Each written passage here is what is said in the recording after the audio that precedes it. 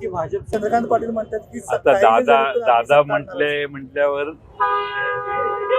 दादांच्या विरोधात मी कधीच काही बोलत नाही. त्यामुळे दादांनी एखादा विधान केलं तर दादांना उत्तर देणं मला योग्य वाटत नाही. दादांची रक्कम होणार का? मी आज काही त्याच्यावर बोलत नाही. बघतो ना कोण निवडून आले. अजून निवडून आलेल्या सगळ्यांना भेटतो, त्यांचं काय मत आहे ती चर्चा करतो, मग त्यावर भाष्य करू. चंद्रकांत दादांची भविष्यवाणी खरी ठरेल का? नाही, दादा हे मला माननीयच आहेत, त्यामुळे दादांच्या बद्दल मी काहीच बोलत नाही.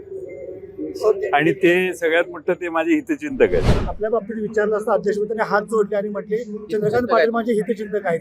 त्याने हात असे जोडले का असे जोडले?